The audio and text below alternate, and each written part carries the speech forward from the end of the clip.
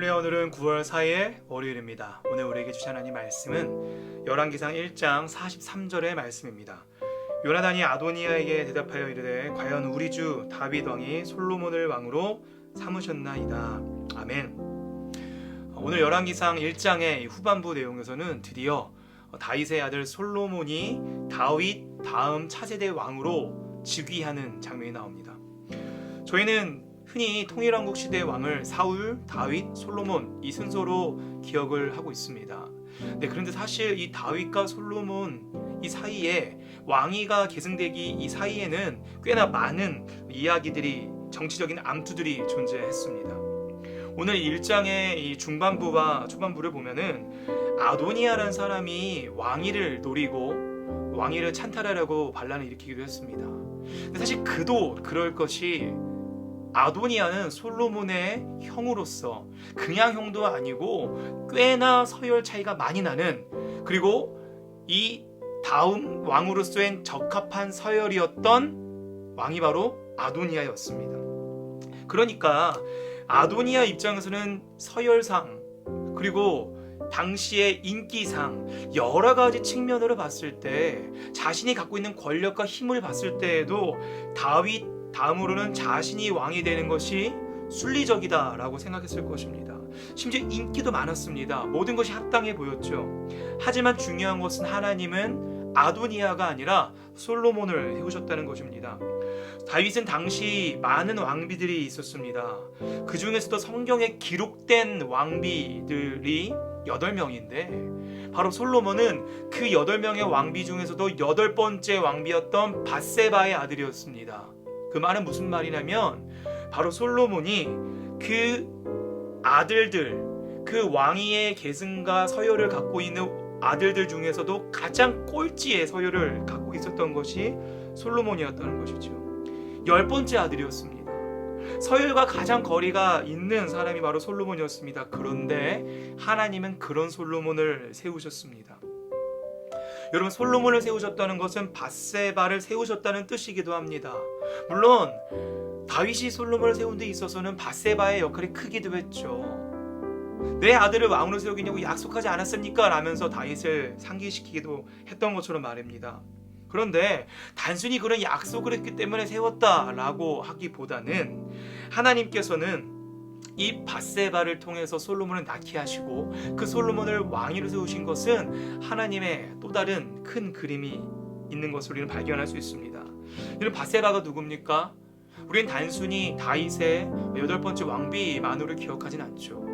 밧세바는 늘 따라다니는 사건이 하나 있습니다. 바로 다윗의 간음 사건이죠. 밧세바는 원래 우리아의 아내였죠.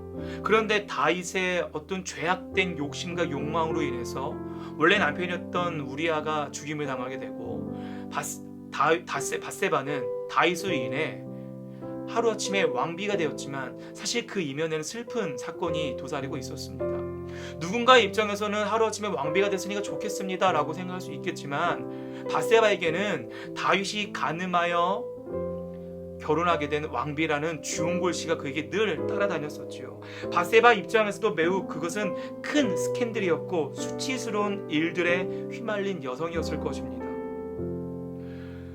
여러분, 그 사건은 수천 년이 지난 오늘날까지도 회자되는 다윗이 저지른 간음의 사건입니다. 그 간음의 대상이자 희생자가 바로 밧세바였습니다. 그런데 하나님은 어찌 보면 다윗에게 있어서 매우 수치스러운 사건의 주역인 그 밧세바를 들어 사용하셔서 솔로몬을 낳게 하시고 그 솔로몬을 다윗 이후에 왕으로 삼으심으로 말미암아 그 밧세바의 상처를 어루만져 주셨습니다. 그 당시에 서열과 힘과 능력 중심으로만 여겨지던 그런 세상에서 마치 성경에 나오는 먼저 된 자가 나중되고 나중된 자가 먼저 될 수 있음을 보여주는 듯 하나님은 솔로몬을 왕으로 세우시게 된 것이죠.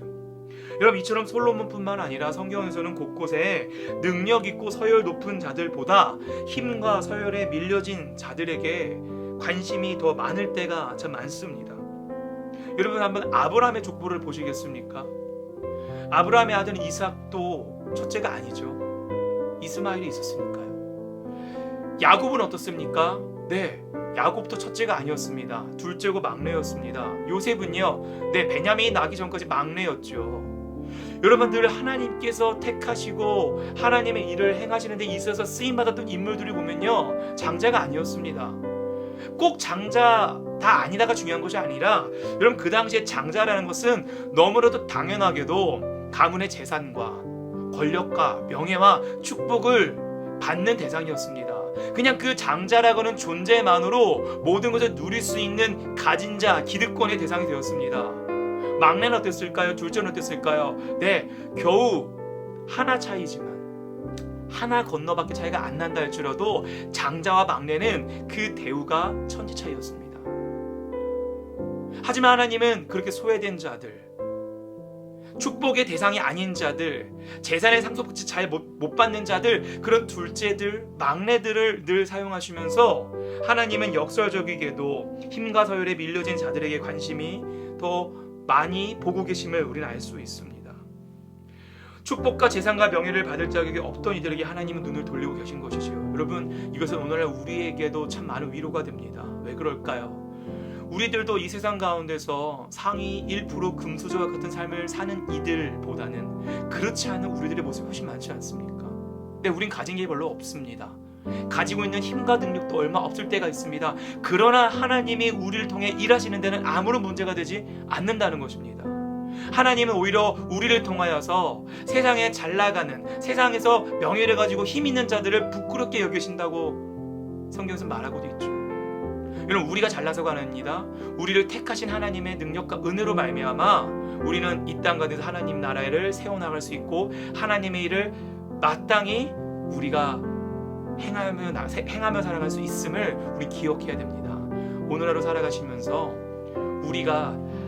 우리들도 솔로몬처럼 비록 배경과 서열과 힘과 능력과 상관없이 하나님의 부르심으로 말미암아 쓰임받기를 소망하며 살아가는 저와 여러분 되시길 주님의 이름으로 축복합니다. 기도하겠습니다. 하늘에 계신 우리 아버지여, 이름이 거룩히 여김을 받으시오며 나라가 임하시오며 뜻이 하늘에서 이루어진 것 같이 땅에서도 이루어지이다. 오늘 우리에게 일용할 양식을 주시옵고, 우리가 우리에게 죄 지은 자를 사하여 준 것 같이 우리의 죄를 사하여 주시옵고, 우리를 시험에 들게 하지 마시옵고 다만 악에서 구하시옵소서. 나라와 권세와 영광이 아버지께 영원히 있사옵나이다. 아멘.